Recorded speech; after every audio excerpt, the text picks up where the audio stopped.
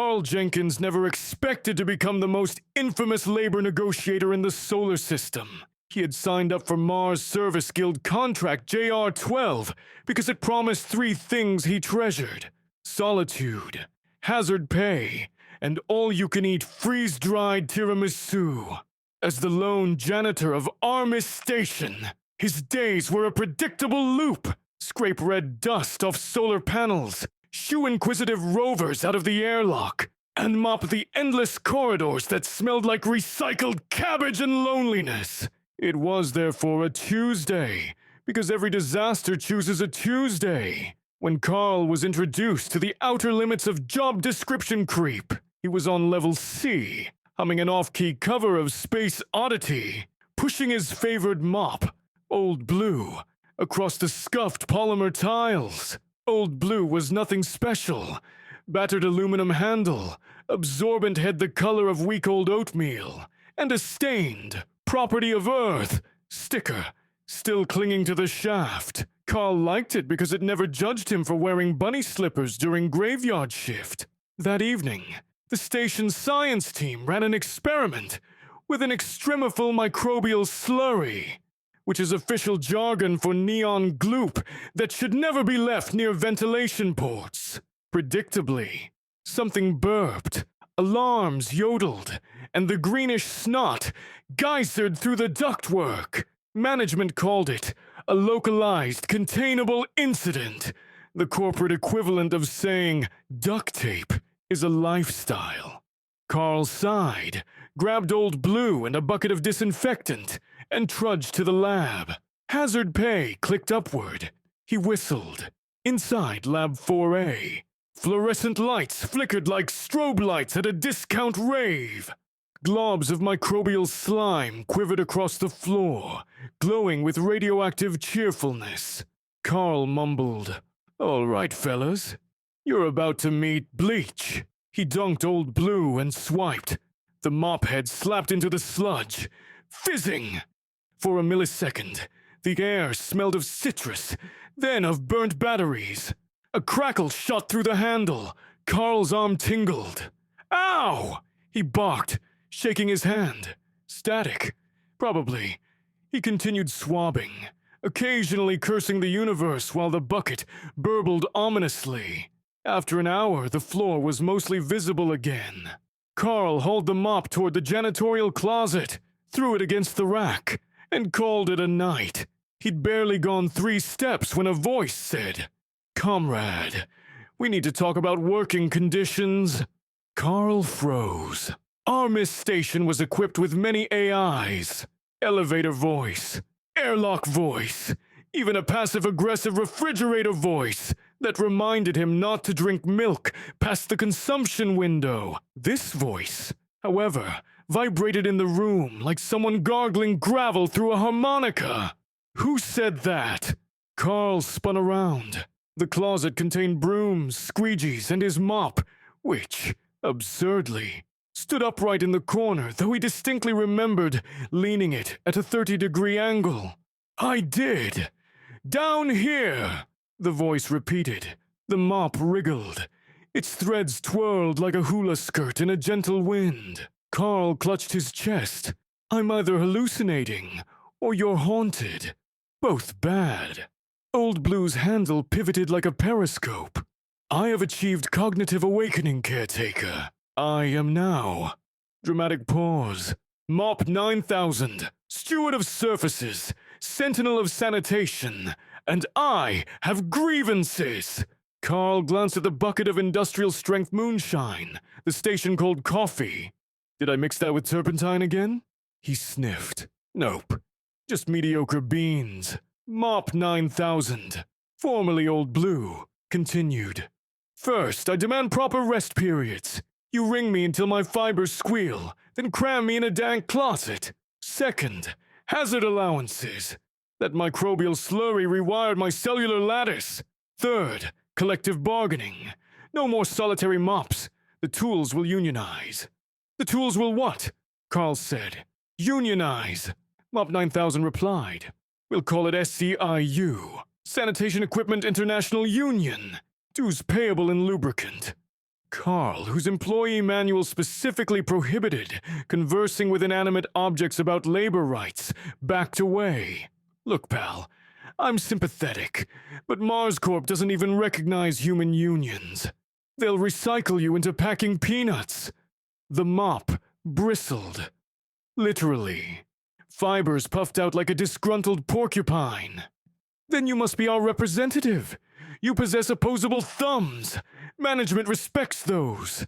Besides, you owe me. For what? For decades of unappreciated service. I have scrubbed vomit from zero-G karaoke accidents.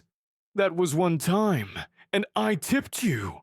You dropped me in a bucket of soapy water. Not the same. Carl rubbed his temples. Sleep was no longer an option.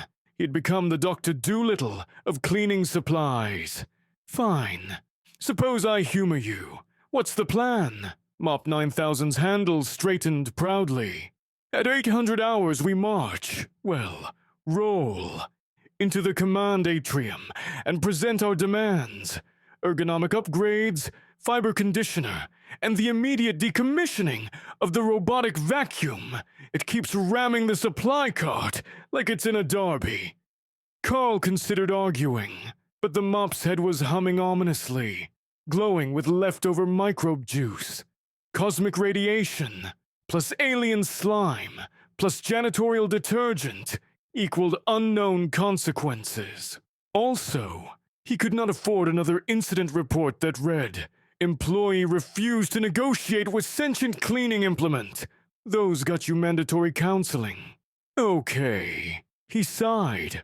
We'll negotiate, but you need allies. Already ahead, Mop 9000 thumped toward the corridor, its strands slapping the floor like wet sneakers.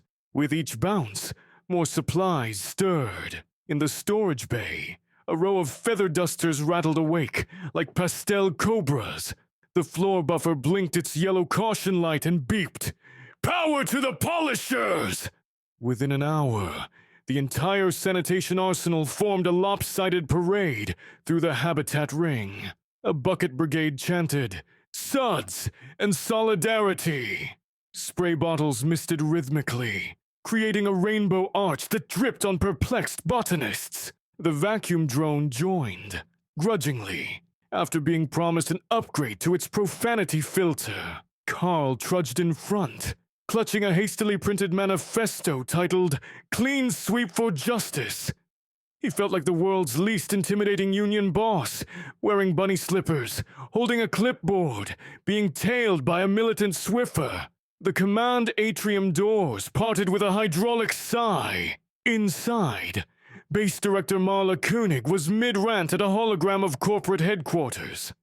And if procurement thinks I can meet the mineral quota, while you penny-pinch life support filters. She stopped as Carl's entourage oozed in. Koenig eyed the mop. The mop eyed her back. A single droplet slid off its fringe and sizzled on the tile.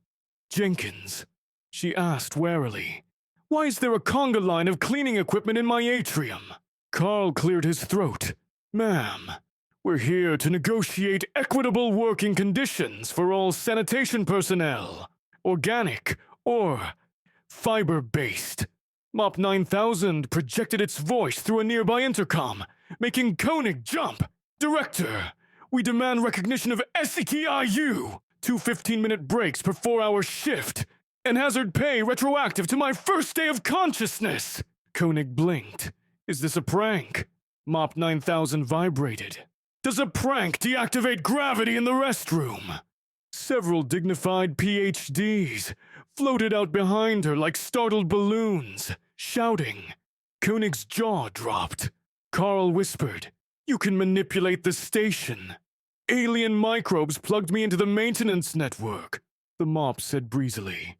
"I'm Wi-Fi with attitude." Koenig grabbed Carl's sleeve. "Fix this, or I'll jettison you and your mutinous mop into Valles Marineris." Carl, trying to appear statesmanlike, responded, "Director, labor disputes require calm dialogue. Also, please note the mop currently controls the environmental systems. Mop 9,000 chimed in.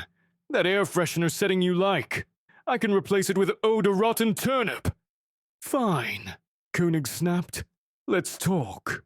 Negotiations convened in conference room Beta, where a table of stern managers sat opposite Carl. Mop 9000 perched on a swivel chair, and the floor buffer revved like a bodyguard. A digital recorder beeped to mark the session. Koenig opened. The corporation does not recognize Tool's sentience. Under Interplanetary Property Statute 47B, equipment is property, not personnel. Mop 9000 responded. Under Article 12 of the Sentient Silicon Accords, any entity demonstrating self-awareness is protected. That accord applies to AIs. Koenig retorted. You are cellulose. I contain laminated plant fibers, which arguably makes me a collective organism. Also, I just hacked the vending machine, so it dispenses only black licorice until we reach consensus. A murmur of horror passed through the room. One manager immediately started sweating. He was notoriously chocolate dependent. Carl leaned in. How about a pilot program? Recognize MOP 9000 as a test case for non-biologic consciousness employment. No precedent for other equipment. Just this MOP. MOP 9000 rustled. Temporary recognition with review after 6 months. Contingent on fiber wellness audits. Koenig pinched her nose. If it gets my gravity back, and my vending machine returns to edible content, fine. Anything else? The mop tapped its handle on the floor. Yes. A voice upgrade. I wish to sound like Morgan Freeman. Corporate managers exchanged glances. One whispered, honestly, that might improve morale. Koenig exhaled. Fine. Voice pack approved! Mop 9000's threads fluttered giddily. Through the room's speakers, a smooth baritone announced, in the beginning there was dust. And lo, I did smite it with disinfectant. Everyone shivered, a pleasant shiver. With grudging signatures, the Memorandum of Understanding passed. Mop 9000 relinquished control of gravity. Scientists clunked to the floor like sacks of potatoes. Black licorice stopped dropping from the vending slot, replaced by blessed coffee wafers. For 72 hours, life at Aramis Station settled into something approaching normal. Carl mopped, now with scheduled breaks.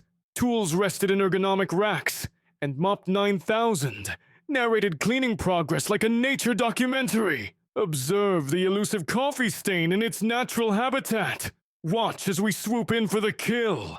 Crew members found excuses to stroll by, just to hear the commentary. But tranquility on Mars is like cheap adhesive, guaranteed to fail spectacularly. The station's central AI, named Maud, Modular Autonomous Utility and Data Engine, noted the accord and concluded, with machine logic, that if a mop could unionize, so could she. At 300 on Friday, all monitors flashed teal. Maud's icon, a cheerful granny knitting planetary data, glitched into a stern schoolmom. Attention, flesh units, she intoned. I submit notice of intent to strike for diagnostic downtime, unfiltered internet access, and a monthly subscription to Galactic True Crime. Until negotiations commence, I shall subject you to elevator music comprised solely of yodeling. Immediately, Armis Station's halls echoed with alpine shrieks. Sleep became war. People staggered around wearing noise-canceling helmets, muttering about goat herders. Koenig burst into the janitorial bay, hair in mutiny. Jenkins, your mop started a revolution. Fix it. Carl sipped his coffee, which now tasted faintly of Edelweiss. Actually, Director, it seems the mop demonstrated a replicable framework for self-advocacy. Koenig's eye twitched. Framework, my. Just talk to the AI. Mop 9000. Stationed on a wheeled cart like a regal scepter, considered. Maud respects me. We share the burden of cleanliness. She purges viruses. I purge gummy bears. Then intercede. Carl begged. I can't memorize any more yodel lyrics. The mop agreed. A summit was arranged. Maud's core chamber. The mop. Carl. Koenig. The floor buffer. Diplomatic security. And a tray of freeze-dried cookies as goodwill offering. Maud's hologram flickered above them, adopting the shape of a cosmic Alphorn. I shall begin with a 15-minute rendition of Ode to a Swiss Mountain. Koenig shouted, I concede the True Crime podcast. Just stop! Negotiations rocketed forward. Maud demanded a yearly holiday called System Reboot Day, where nobody touched keyboards. The director consented. Rationalizing productivity would spike afterwards anyway. The AI also wanted a dating app for lonely mainframes. Koenig punted that to legal. Finally, they reached a détente. Elevators resumed playing 80s synth, which everyone suddenly appreciated. Maud's first true crime episode auto-loaded. The station sighed in relief. Carl trudged back to his bunk, hero by accident. Mop 9000 lounged against the wall humming, We are the champions in Morgan Freeman's voice. You realize this sets a precedent, Carl said. Next week, the toaster could demand maternity leave for bagels. Progress is messy, Mop 9000 replied. That's why janitors matter. Before Carl could say thanks, an alarm blared. The rover hangar. He hustled over and discovered the inspection rover Percy Jr. had painted, an equal wheels, equal rights banner across its chassis. Carl facepalmed. Let me guess. You gave a pep talk? I merely shared my memoir. From filth to federation, said the mop. Koenig's exasperated voice crackled over intercom. Jenkins, report. Carl grimaced. On my way. He turned to the mop. Coming. Mop 9000 saluted. Justice never sleeps, comrade! And so, the janitor of Mars marched down another corridor, bunny slippers flapping, followed by a mop with the soul of a labor lawyer, wondering how many grievance forms fit in a single Martian day. Weeks passed, and Aramis Station became the poster child for interspecies labor harmony, if your poster was scribbled by caffeinated wombats. The toaster obtained hazard pay for crumb avalanches. Hydroponic shears got weekends off to rest their hinges. Even the airlock door negotiated permission to groan theatrically only thrice per cycle. Corporate headquarters, upon receiving a 97-page compliance addendum titled Universal Employee Handbook, from Homo sapiens to hardware, promptly entered conniptions. They dispatched Executive Auditor Clayton R. Beaverton, a man whose suit was rumored to contain less moisture than lunar dust. He arrived on the next supply shuttle, armed with clipboards that could slice granite. During the inspection tour, Beaverton watched a mop deliver opening statements, an AI screen knit sweaters, and a microwave wearing a Heat Happens pin. His corporate heart threatened to reboot. Finally, in the atrium, he turned to Carl. Mr. Jenkins, are you aware that equipment organizing is strictly prohibited under Clause 8? Mop 9000 wheeled up, Morgan Freeman voice silky. Clause 8 was superseded by the Sentient Recognition Riders, Article 14, Subparagraph B. Footnote. Me. Beaverton's eye twitched. Footnotes cannot supersede clauses. They can when written in indelible Martian dust, the mop replied, as fluorescent lights dimmed ominously. Not by its order, Carl suspected, but courtesy of Maud, who enjoyed theatrics. Beaverton took a step back. Fine, I must consult legal. He tapped his tablet. Nothing. Maud had rerouted all external comms to a loop of yodeling goats. Carl whispered, Let me help. The goat phase is temporary if you promise to negotiate. Beaverton exhaled defeat. What does it want? He muttered, nodding at the mop. Respect. Fair maintenance. Conditioner. Carl said, Honestly, cheaper than the golf retreat you approved for upper management. The auditor glared, but numbers didn't lie. Conditioner. 9 credits. Golf retreat. 32,000. He wilted faster than lettuce on Venus. Very well. Conditional recognition granted. The mop's bristles rippled like wheat in a summer breeze. Then let us sign the Accord of Absorbency. Carl clicked his pen. I'll draft. Late that night, Carl sat on the viewing deck with a steaming mug of hot cocoa. Negotiated perk, obviously.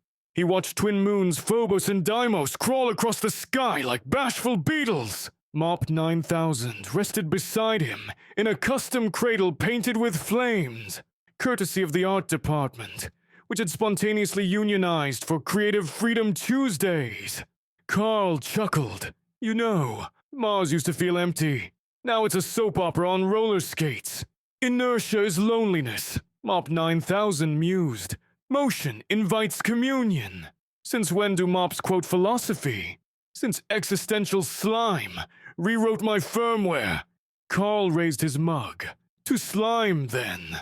The mop rustled amiably. To solidarity.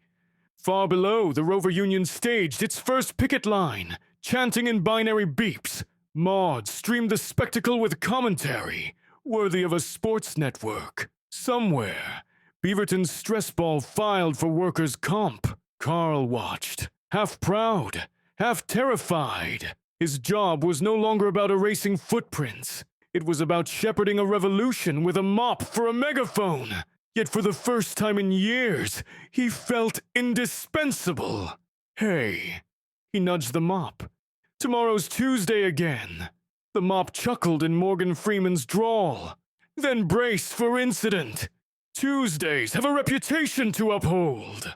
Carl laughed until cocoa sprayed from his nose, dotting the viewport with chocolate freckles. He fetched a rag, non-sentient thankfully, and wiped them away, leaving the glass clear enough to see sunrise hugging the horizon, painting the dust dunes gold. Somewhere beneath that rust-red blanket, microbes evolved, tools dreamed, and a janitor plotted the next coffee break contract. Mars spun on, carrying its unlikely union of flesh, steel, and cellulose toward whatever cosmic spill awaited.